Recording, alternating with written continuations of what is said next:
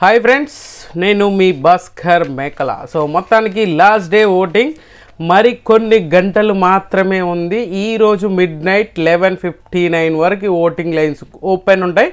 So మీకు నచ్చిన కంటెస్టెంట్కి ఓటేసుకోండి. ఇది పదే పదే చెప్తున్నాను, మరీ అనుకోకండి. పదే పదే చెప్తున్నాను అంటే ఈసారి డేంజర్ జోన్లో ఎక్కువ మంది ఉంటున్నారు. అండ్ ఓటింగ్లో గందరగోళం, షబ్లింగ్స్ కింద ఏదైతే 3-4 కంటెస్టెంట్స్ ఉన్నారో వాళ్ళ షబ్లింగ్స్ అయితే మామూలుగా ఉండలేదు. పైకి కిందికి అసలు మామూలుగా పరిగెడతలేరు అనమాట. సో మొత్తానికి ఒక కంక్లూజన్ వచ్చింది. వెరీ డేంజర్ పొజిషన్లో ఇద్దరున్నారు. ఆల్రెడీ ముందు నుంచి చెప్పాము, ఈసారి ఆదిత్య ఓం ఎందుకో సేవ్ అయిపోతాడా అనిపిస్తుంది నాకు. ఎందుకంటే మనోడు ఓటింగ్ అనేది బాగా పెరుగుతుంది. అండ్ ఈరోజు ఎపిసోడ్ లైవ్లో టాస్క్ నడుస్తుంది కదా, వాళ్ళ ఇంటి దగ్గర నుంచి ఒకటి ఏదన్నా ఒక ఐటమ్ కానీ వాళ్ళకి సంబంధించింది వచ్చి దాన్ని గెలుచుకోవాలి అన్నప్పుడు ఒక్కొక్కరి ఎమోషనల్ స్టోరీస్, వాళ్ళ స్టోరీస్ చెప్తూ ఉంటే నిజంగా ఎక్స్ట్రీమ్ లెవెల్ అనిపించింది. ఇప్పుడు ఆల్రెడీ లైవ్లో జరుగుతుంది ఆ టాస్క్ అయితే. సో మన అభయ్ నవీన్కి వాళ్ళ డాడీ వాచ్ వచ్చింది, నిఖిల్ వాళ్ళ ఫాదర్ షర్ట్ సాక్రిఫైస్ చేయాల్సి వచ్చింది. అలాగా ఒకరొకరు ఒక్కొక్కలాగా వస్తున్నారనమాట. సో టాస్క్ అయితే ఆల్రెడీ నడుస్తుంది. ఎమోషనల్గా అందరి ఫాదర్ మదర్స్ గురించి ఎక్కువగా ఉంది. అండ్ ఎమోషనల్ బాండింగ్ అనేది ఎక్కువగా అవుతుంది ఈ ఎపిసోడ్ తోటి. సో 11 అంటే ఇంకా గంటన్నర సేపు ఉంటుంది మ్యాక్సిమము. సో ఆ ఎపిసోడ్ అయిపోయాక ఓట్లు అనేది తారుమారు అయిపోతుంది అనమాట. ఇది క్లియర్గా అర్థమైపోతుంది. సో ప్రజెంట్ ఉన్న పరిస్థితులలో నిఖిల్కి మార్నింగ్ చూసుకుంటే 26% అండ్ ఇప్పుడు చూసుకుంటే 25% ఉంది.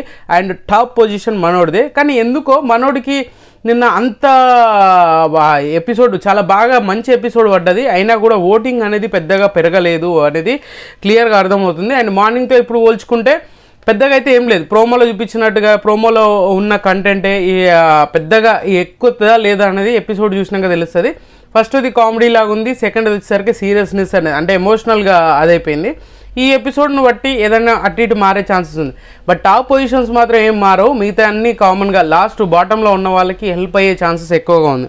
నిఖిల్ టాప్ పొజిషన్లో ఉన్నాడు. మార్నింగ్కి ఇప్పటికి 1% తగ్గింది, 25% మనం ఓటింగ్ తగ్గిందని కదా, వేరే వాళ్ళకి పెరిగింది. సో విష్ణుప్రియకి మార్నింగ్ 20 ఉంది, ఇప్పుడు కూడా 20 ఉంది.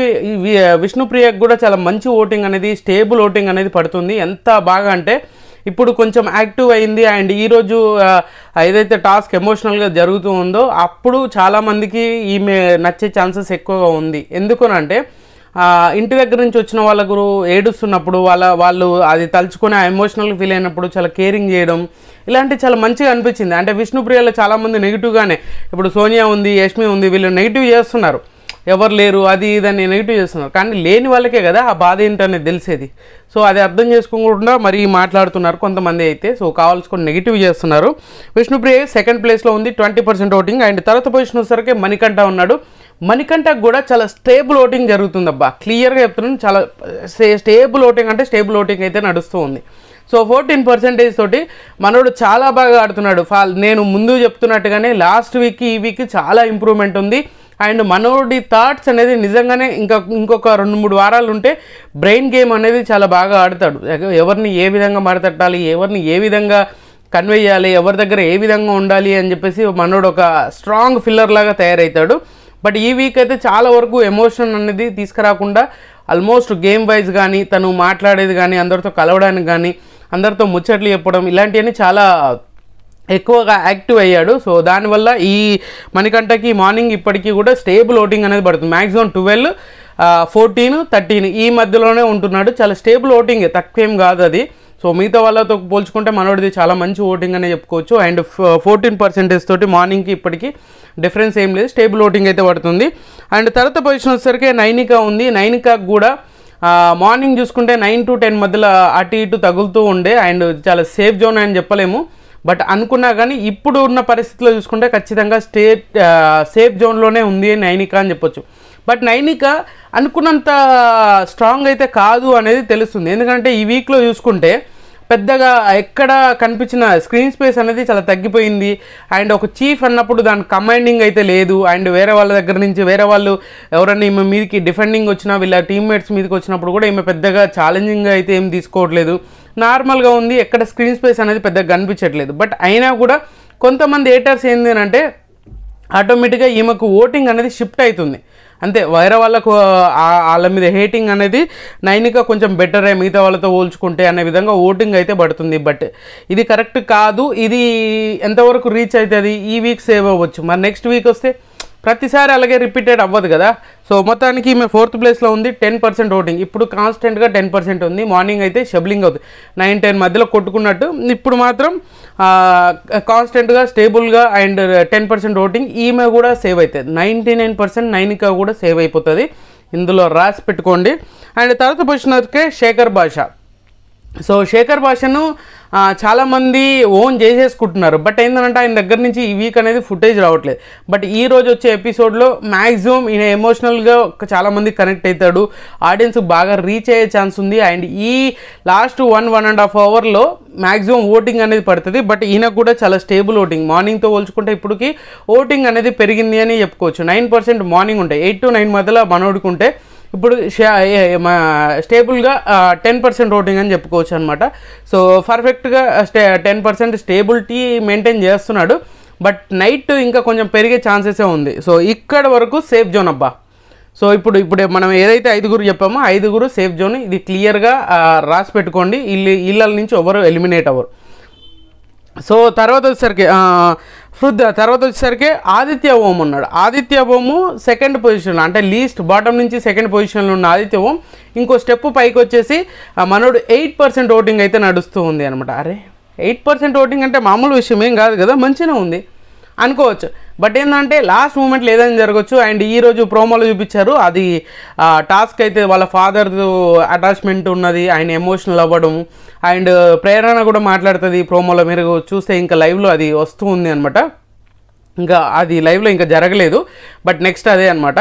సో ఆ విధంగా చూసుకుంటే ఎమోషనల్గా బాగా కనెక్ట్ అవ్వడము. అండ్ ప్రేరణ చెప్తుంది ఏంటంటే, మీ ఫాదర్ చూస్తేనే మీరు ఇంత పాజిటివిటీ ఇంత యాక్టివ్ అయ్యారు అంటే మీ ఫాదర్ నీతో ఉంటే బాగుంటుంది.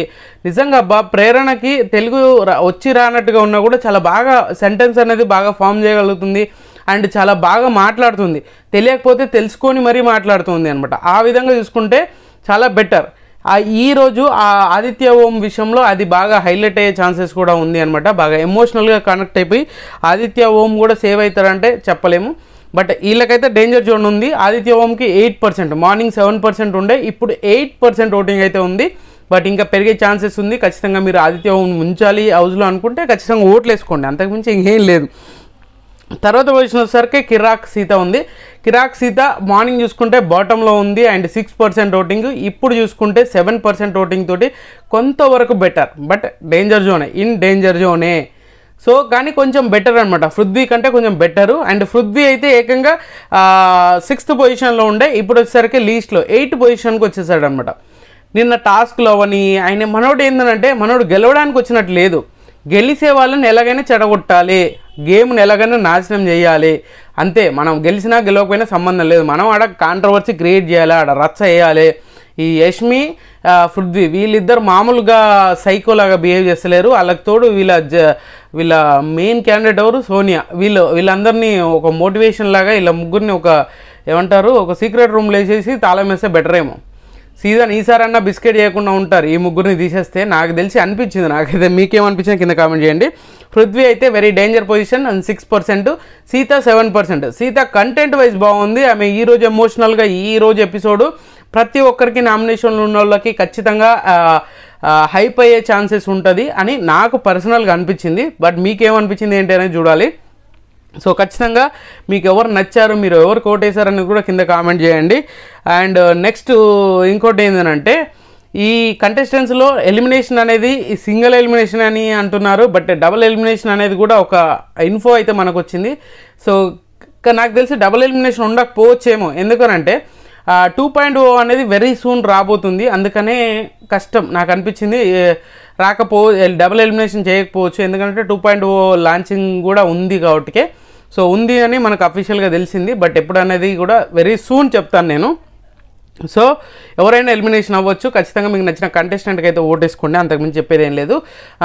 టాప్ ఆర్డర్ అయితే నిఖిల్ ఉన్నాడు, సెకండ్ సేమ్ యాజ్ యూజువల్గా Nikhil first, second Vishnupriya, third Manikanta, fourth Nainika, fifth వచ్చేసరికి శేఖర్ భాష, సిక్స్త్ వచ్చేసరికి ఆదిత్య ఓం, 7th సీత, 8th వచ్చేసరికి Prithvi last but the least అన్నట్టుగా మనోడైతే ఈసారి వెరీ డేంజర్ జోన్.